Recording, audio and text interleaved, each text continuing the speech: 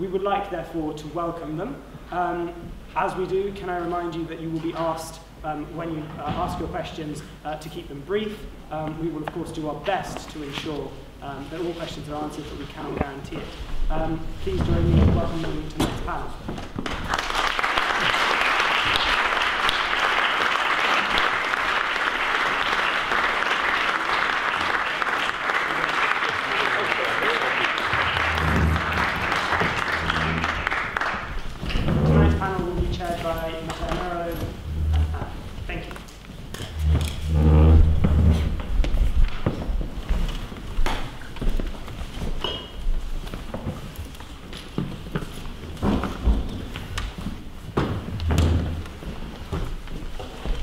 Thank you very much for coming tonight. We have 4 parliamentary candidates for tonight's Hustings. Daniel Zeichner representing the Labour Party, Rupert from the Green Party, Chamali Fernando from the Conservatives, and Julian Huppert from the Liberal Democrat Party. Regarding the structure of this debate, we'll start with 3 minutes introductions from each of the candidates, then questions from both Matteo and me, which will concentrate on the European, national and local level, and then questions from the floor. The questions from the floor will be about 45 minutes. So I would now like to ask candidates starting from the left to introduce themselves, please. Well, hello and thank you. I'm Daniel Zeichner, I'm the Labour candidate. I'm looking slightly breathless. It's because an hour ago I was standing on the terraces at Cambridge United for their last game of the season. And I have 2 passions in life really in Cambridge, I guess. One is the football and the other one is Kettle's Yard, the concerts they have on Thursday night. And this beautiful room is where the Kettle's Yard concerts will be moving when that place is shut for renovation. So this is my twin passions. You'll be glad to know Cambridge United finished the season on a high. Now, I'm Daniel Zeichner. You'll guess that from my name that I've got European connections. My father was born and brought up in Vienna. I was born and brought up in Beckenham, which is rather different in South London. And I guess I'm going to make no apologies for being very, very pro-European tonight, because for me, it's my family history in a way. It kind of encapsulates the story of the last century. People moving from country to country. My grandfather was a farm worker in Shepworth, which is a village just outside Cambridge. Some of you have gone through it on the railway line, probably quite frequently. He was a working class agricultural worker. He was self-taught. And it's part of the story of the last century, I guess, the social mobility. He used to sit outside King's College, reading his paperback books. No chance that a working class man would get into an institution like this. So when I got into Cambridge, my mum was so pleased and so proud. She chose it, I guess, rather than me in many ways. But a huge change for my family in the last century. And for my father, his family, a story so familiar to so many people, I suspect, of being displaced by war and actually finding a home in Britain. And that's why the European Union seems to me to be just so important. Leave aside all the arguments about the bureaucracy and the rules. Peace. Peace is really worth having. And anybody who's been through any experience different to that, I think would always put that absolutely at the top. So there'll be some who will say, well, it wasn't the European Union that kept the peace, but actually, I was a historian here, and I think we look back, and that's exactly why it was formed. And I think we're in a much better place now than we were in the last century. But of course, at the moment, huge stresses and strains. But I say I'm unashamedly pro-European. In my professional career, I've worked in the public sector, private sector. I now work for a national trade union. I'm a negotiator, and I think that's what the European Union's about. And we'll go on to that in a minute. But I'm actually quite proud of the way Europe functions. I think the trade-offs between nations, between interests, how much better to do it through arguing in a democratic forum than fighting one another. So that's me. I look forward to your questions. And this is the 30th of 30 Hustings events. So it's the finish line, which is why I guess we're all looking possibly a touch happy and relieved. Thank you. Good evening, everybody. My name is Rupert. I'm the Green Party candidate in this election. Delighted to be here this evening. As Daniel says, this is the last one. This is your last chance to interrogate us all like this. It's been a long campaign, and on Thursday it will be over. In this seat in Cambridge, some of you may be thinking, yes, still not sure who to vote for. I hope some of you are still thinking, still not sure who to vote for. But there's something to play for. And if you are thinking that, you might be thinking, well, yes, you know, the Labour candidate's got quite a lot to offer. Then again, the incumbent MP has not done a bad job. And, you know, I don't want to slag my fellow candidates off. I've been impressed with them by and large in the course of this campaign. And I don't envy you the choice that you've got to make. So say you're tossing up between Labour and Lib Dem.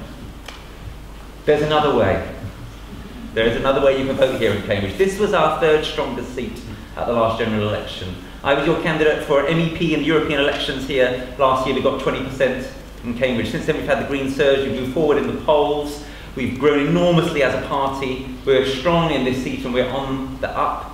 More importantly still, the things that we stand for, I bet, are the things that many of you stand for. Did you know that when people do blind tests on sites like Vote Match, Vote for Policies, the Green Party nearly always comes up top? People say, oh wow, it turns out I'm a Green Party voter. Why? Well, because we have the right policies, dare I say it, on so many things.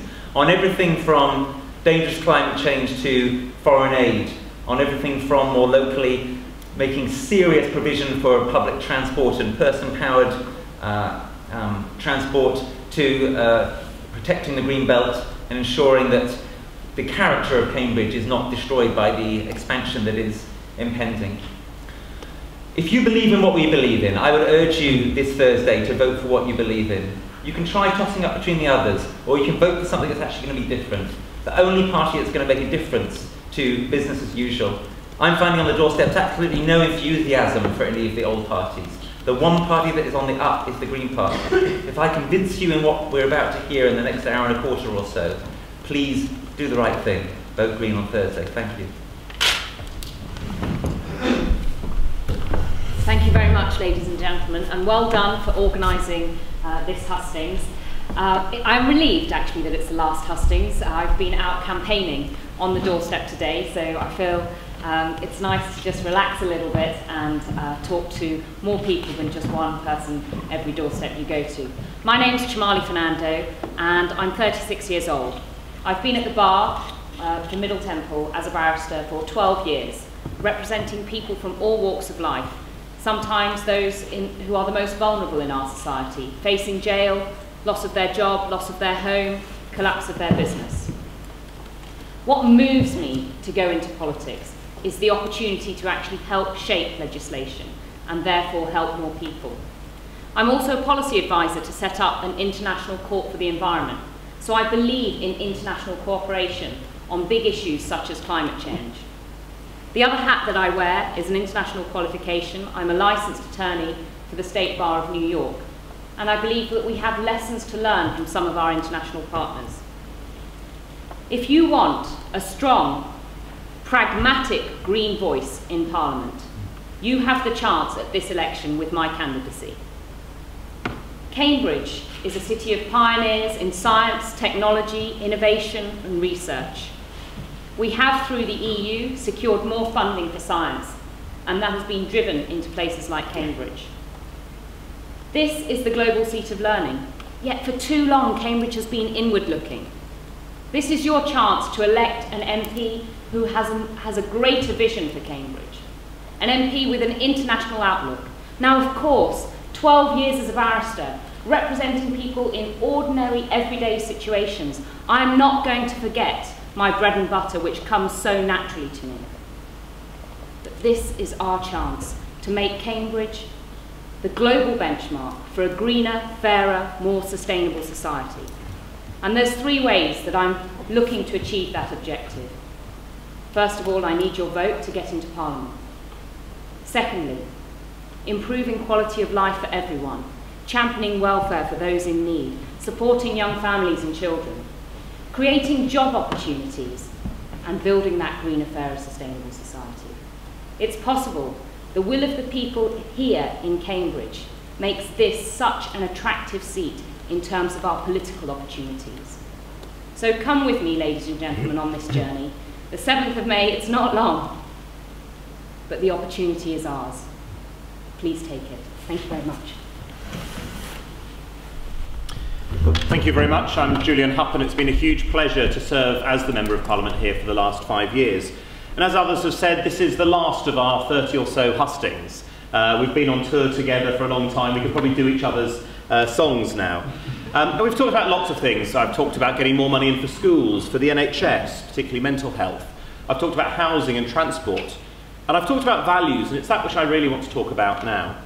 And I've always identified 4 key values for me. And they come very much from my upbringing. Both my parents originally came from Europe. My mother was born in a refugee camp in Uzbekistan, which I guess makes you always have an internationalist outlook. So I'm a liberal. I want to empower people. I'm an environmentalist, so I've championed a strong response to climate change. I'm also committed to social justice, helping to lift people up out of poverty and collect more from the wealthier. But that idea of being an internationalist is really what I want to talk about today, because it is so important and too rare. And it's what got me into politics. I originally got involved in the United Nations through something called Model United Nations. Some of you may have come across it. A way of thinking about what's happening in the world, human rights issues around the world. I also got very interested then in international aid and what we do to help other countries. We as a country set a target in 1970 saying we made a promise that we would spend 0.7% of our gross national income on international aid. We promised it and then we never bothered to do it. 43 years later we finally got round to it in this government. And I was very proud to co-sponsor the legislation that now makes it the law that we must spend 0.7% on other countries. It's too important not to do. And I'm a passionate pro-European. I'm really passionate about Europe. I even live in Europe, right here. And it matters. And it matters. Because there are huge international issues which we simply can't challenge on our own. There's lots we can do, but working with others is much more powerful. If you want to talk about climate change, you can do much more working with others. If you want to talk about cross-border crime, international terrorism, working with Europe, European arrest warrant and other things matters. We could bring back the London bomber Hussein Osman in just 2 months rather than waiting for years. And it matters for our economy. The vast majority of businesses want us to stay. Confederation of British Industry say it's about £70 billion a year it brings to our economy, £3,000 per household. It matters for science and research. It helps this university to function. There's human movement, allowing people to go from here to there and there to here, students to come and study, Erasmus. All of that is because of the European Union. And of course, there's peace. Is it perfect? No. It's far from perfect. But I'm pro-Westminster, and Westminster's certainly not perfect either. There's much we could improve. We could stop travelling between 2 different sites. We could stop the policy laundering, where countries force policies through the European Union because they're too scared to do them themselves. But the challenge we face now is the rise of UKIP, which has opened up the space for xenophobia, for people to blame foreigners, blame Europeans for everything that's going wrong. And we must stand firm. I'm proud that Nick Clegg did so last year, the only party leader to actually take on Nigel Farage for those European election debates.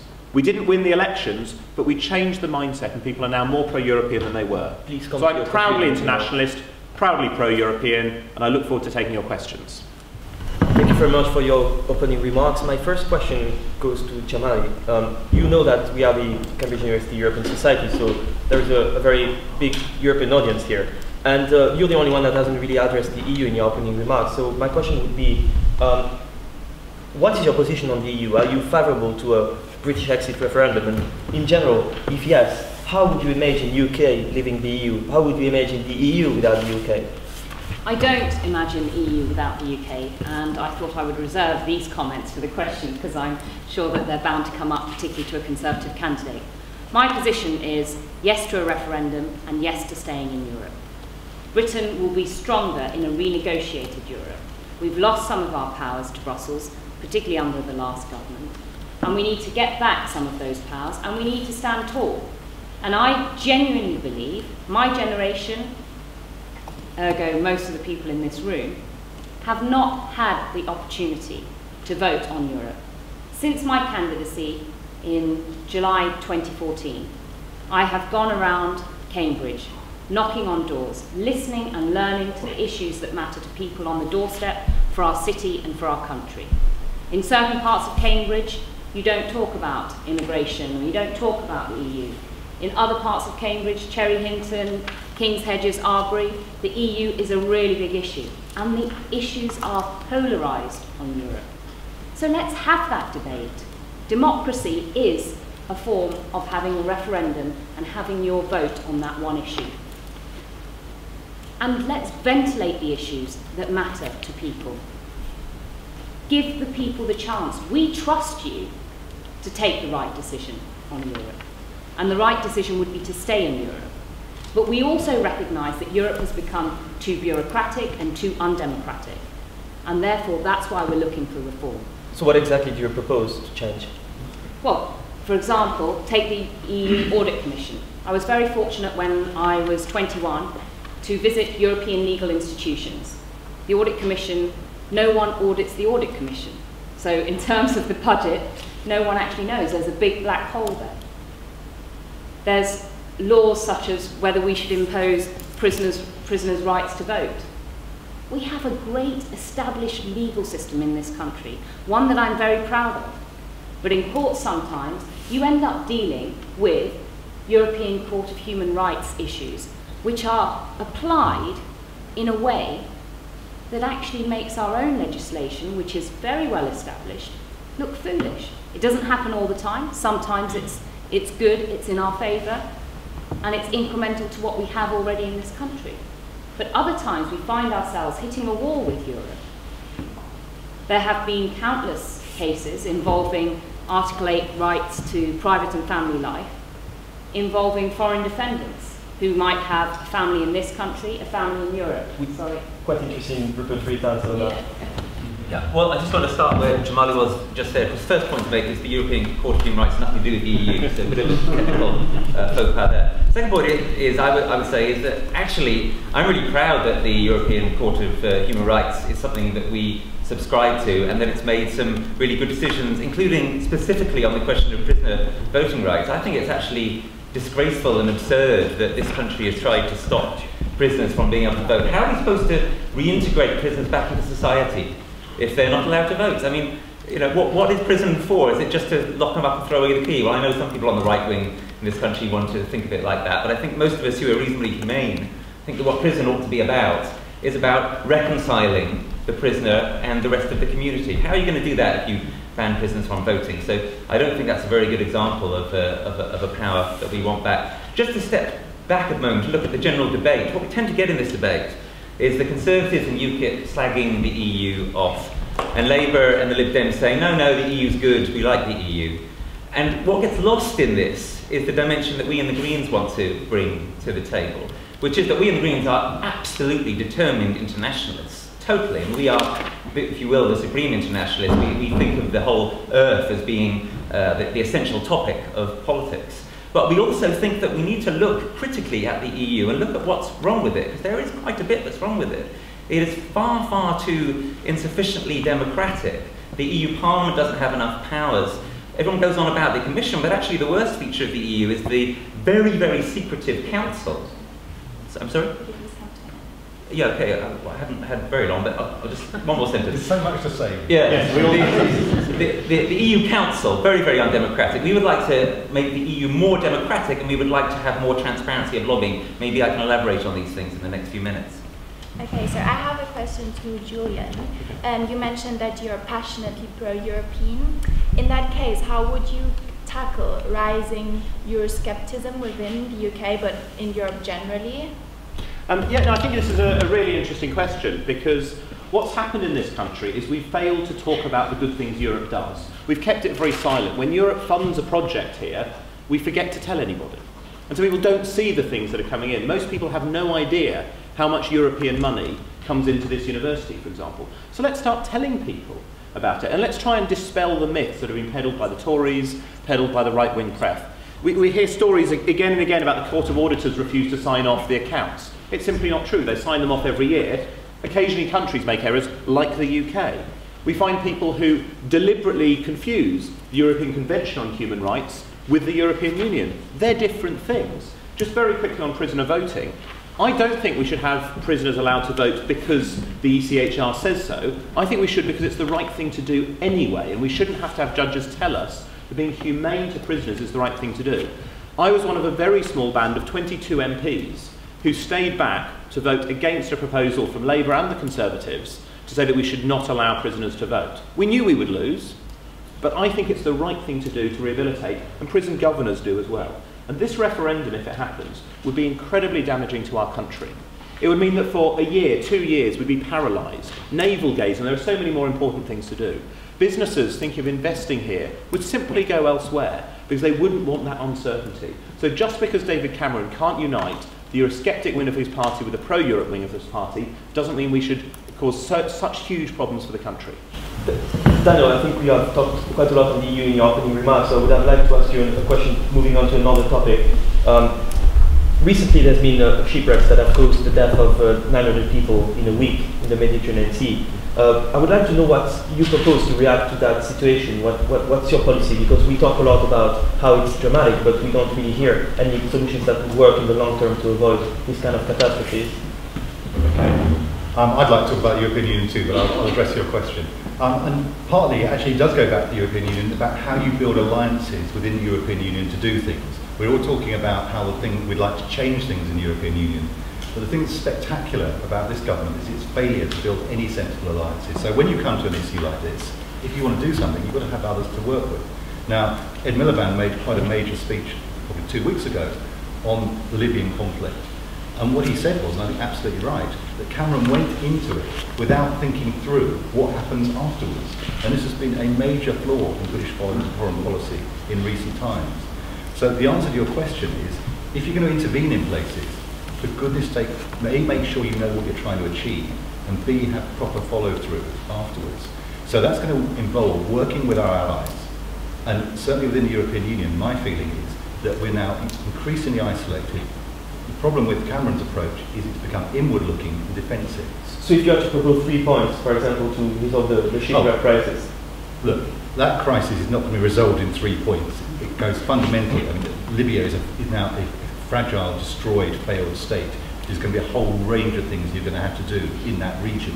So I'm not going to give you 3 simple, easy points to solving it. But what we know is you've got to have engagement. You've got to work with those countries. And that's going to involve some serious resources at some point as well.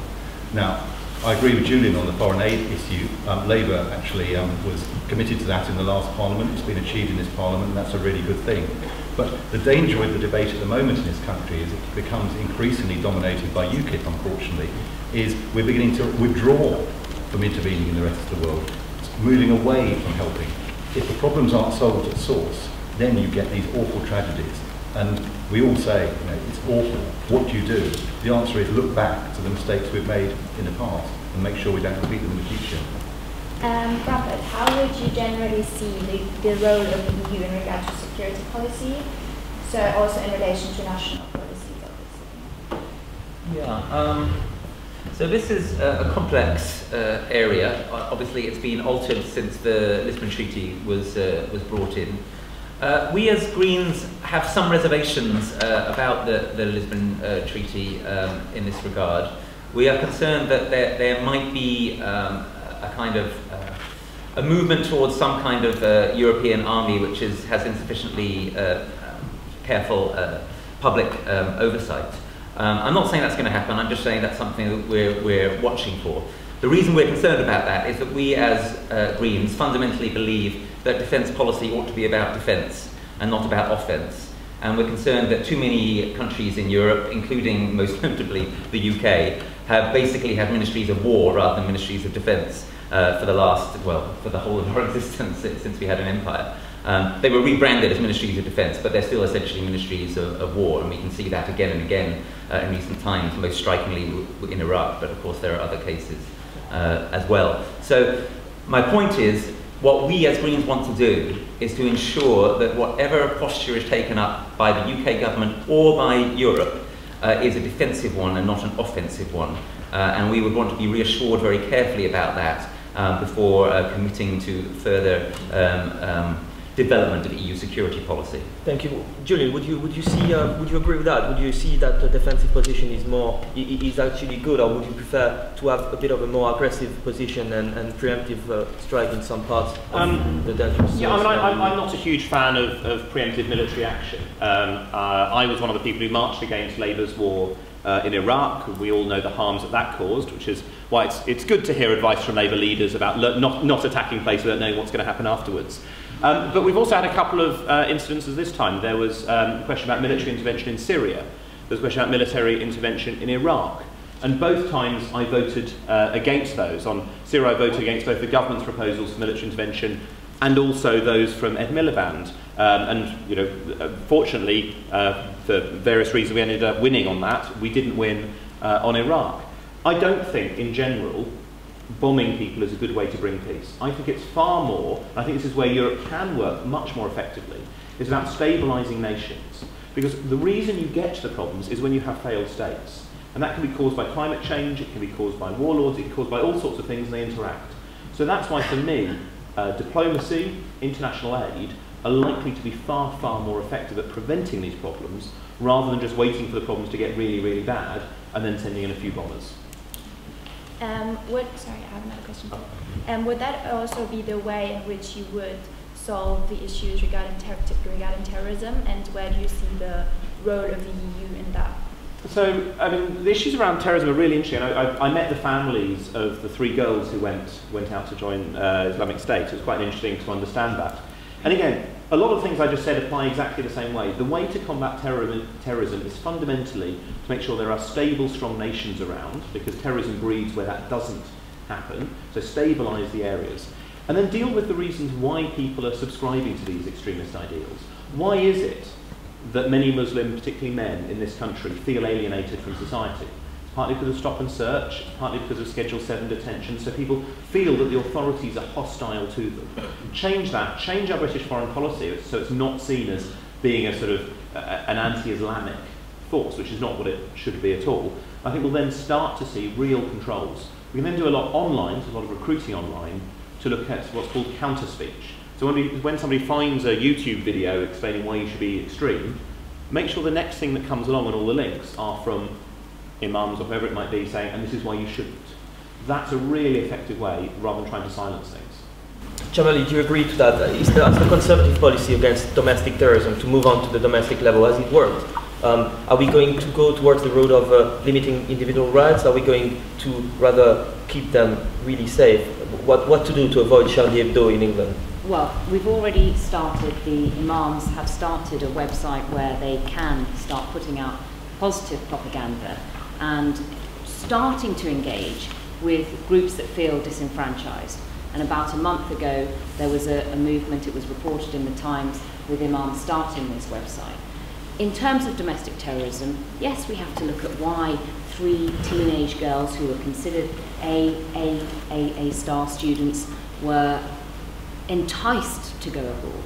But unless you've actually represented or dealt with a terror suspect or interrogated a terror suspect, how do you know what is going on in their mindset? And we need to make sure that we are reaching out to different communities. Our first port of call would be to ensure that people who live in this country feel that this is their home, feel that they can naturally exercise their democratic rights at elections. And how did we get to the stage that of the Lee Rigby disaster in Woolwich, where the mother of one of the boys actually had approached a probation officer in the past and said, there are issues with my son, please help me, but she didn't get the help that she needed. So that's examples where society has failed. What I didn't come on to talk about a bit earlier was also the idea of the British Bill of Rights, which is another idea where I believe us and the panel differ entirely, because of the fact that we feel the the Human Rights Act that as applied in this country has also been used to abuse systems, to abuse the legislation that we had in this country. So we would be looking to bring in some of the fair trial procedures that we already have, but actually under a new British Bill of Rights that's enshrined in our constitution here. So in terms of domestic terrorism, I believe that was the main issue. And please come to a conclusion. Yeah. In terms of domestic terrorism, what is it that makes youngsters or people who are not connected to society think that the grass is greener on the other side? And that's what we have to address. And we don't address that by just talking to ourselves. Daniel, what would you say that are your main aims in regard to change at the national level? Wow, that's a big question. 120 seconds. Right. 90 seconds. 90 seconds. Okay, let me give you a quick synopsis. One, make sure the economy works better. The Conservatives actually haven't done what they said they were going to do, which is eliminate the deficit. They failed. So a better economic plan. Part of the reason they failed is because so many people are on low pay, exploited 0 hours contracts, so we'll tackle those. And we'll use the money that we get from running the economy better transform things for people in Cambridge around things like the National Health Service, which at the moment is absolutely on the brink and needs massive injection of extra resources. In a city like Cambridge, we'll tackle the crisis of housing, where many people